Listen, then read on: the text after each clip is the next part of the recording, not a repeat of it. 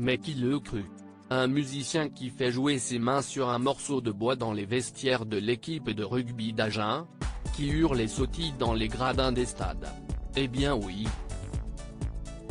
Francis Cabrel est un fan inconditionnel du ballon ovale et CIST ainsi qu'il a eu droit à la visite de deux entités sportives, le 3 avril 2021, sur le plateau de l'émission Le Grand Échiquier.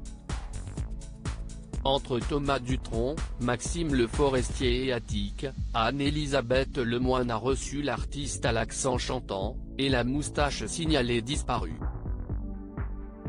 Elle lui avait même préparé une surprise qui est tombée à l'eau.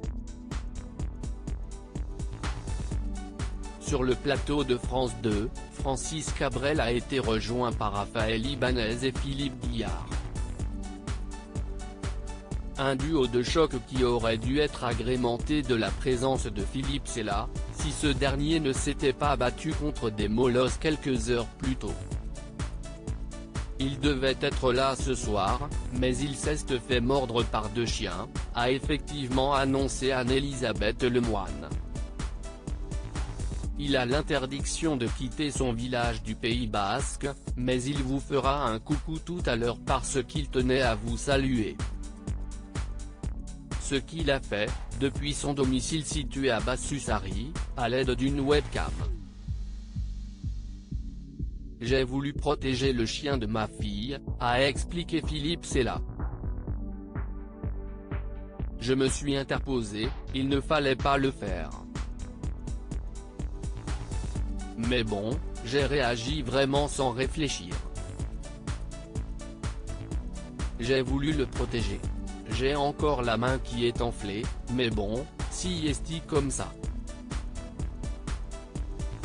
Si est une petite histoire. Qu'à cela ne tienne.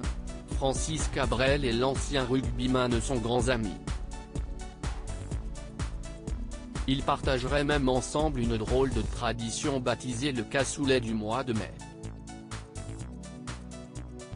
Quant au rugby, Francis Cabrel ne devrait pas le zapper de sitôt. Le papa chanteur s'apprêterait à collaborer avec Philippe Guillard sur un joli projet, un film qui devrait normalement être le porte-drapeau de la Coupe du Monde 2023.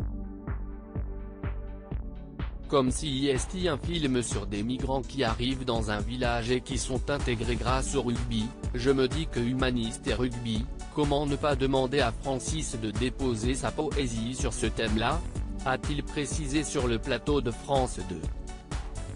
Il serait effectivement dommage de scène privée.